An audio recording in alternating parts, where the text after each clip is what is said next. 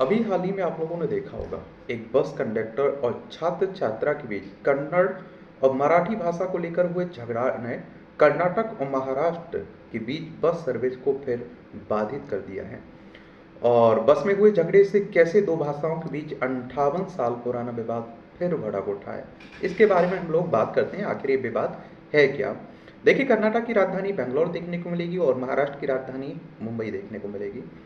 इससे कर्नाटक के सीमावर्ती बेलगावी और महाराष्ट्र के कोल्हापुर जिले के बीच बस यात्रा करने वाले सैकड़ों यात्रियों को मुश्किल आ रही है। लेकिन लोगों को इस बात ने चौंकाया कि दोनों राज्यों के बीच 58 साल से इस पुराने सीमा विवाद में एक किशोर छात्र और छात्रा क्यों शामिल हुए।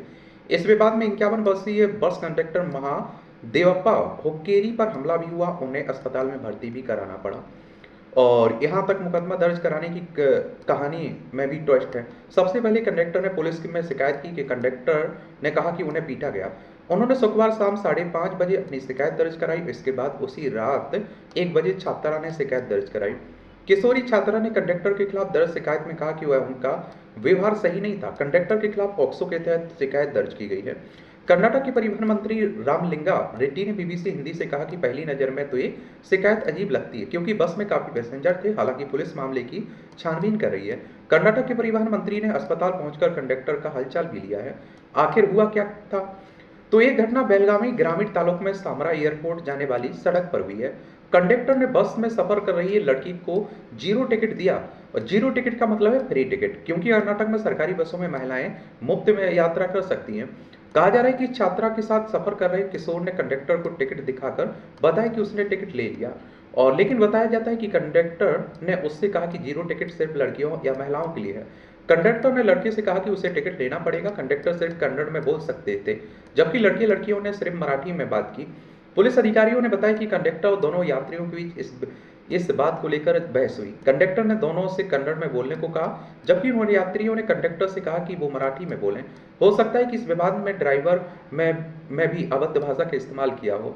लेकिन इसके बाद जो हुआ उससे अधिकारियों को आशा में डाल दिया। छात्र छात्रा पर आरोप लगाया गया कि इस झगड़े के दौरान उन्होंने अपने दोस्तों से रिश्तेदारों को फोन कर अगले बस स्टैंड में बुला लिया। और इसके बाद चिक्का वलेकुंद्री गांव के पास अगले बस स्टैंड में लोगों के एक समूह बस में घुस आया और कंडक्टर की पिटाई कर दी। इन लोगों ने कहा कि कंडक्टर जबरदस्ती कन्नड़ में बात करने को कह रहा था। खबरों के मुताबिक कंडक्टर पर हमला करने वाले 14 लोग थे और इनमें से सिर्फ 5 लोगों को गिरफ्तारी हो पाई।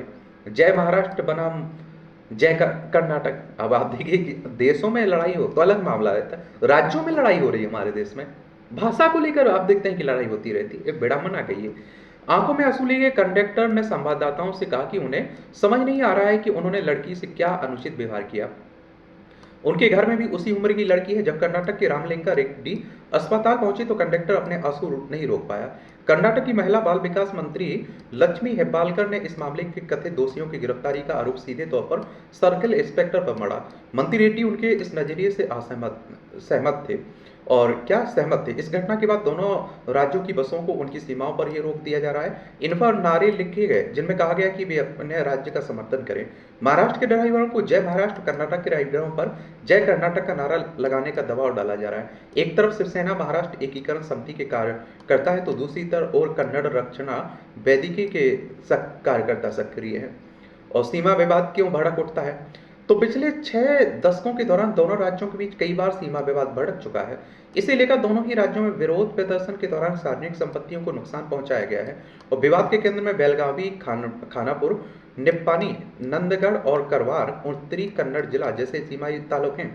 मराठा का दावा है कि चूंकि सभी तालुक मराठी भाषी इलाके में पड़ते हैं इसलिए उन पर उसका हक है। जबकि कर्नाटक का कहना है कि वो इस मामले में भारत के पूर्व चीफ जस्टिस मेहरचंद महाजन कमेटी की रिपोर्ट की सिफारिश से मानेगा।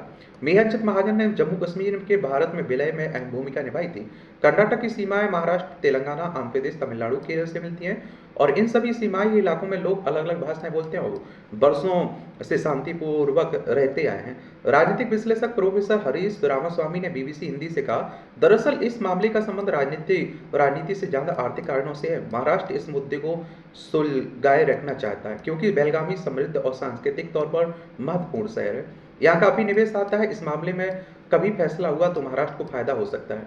महाराष्ट्र के राजनीतिक विश्लेषक का कहना है कि ये भाषाई पहचान का सवाल है और महाराष्ट्र एकीकरण समिति और कर्नाटक रक्षणा वेदी दोनों इन इलाकों पर अपना अपना दावा करती है। महाराष्ट्र एकीकरण समिति के लोगों का दावा है कि इस इलाके में मराठी बोलने वाले लोग ज़्यादा हैं, वहीं कर्नाटक के लोगों का कहना है कि कन्नड़ भाषी लोग ज़्यादा हैं।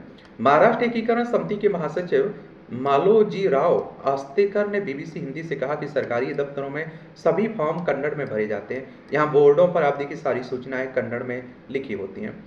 कन्नड़ और रक्षणा वेदिके दीपक गुड़ा नट्टी ने बीबीसी हिंदी से कहा, त्योहारों को मौकों पर कन्नड़ भाषा में गाना बजाने पर यहाँ लोगों को पीटा जाता है। ये दुर्भाग्यपूर्ण है। जिला प्रशासन ने यहाँ मराठी में फॉर्म उपलब्ध कराने की बात मान ली है।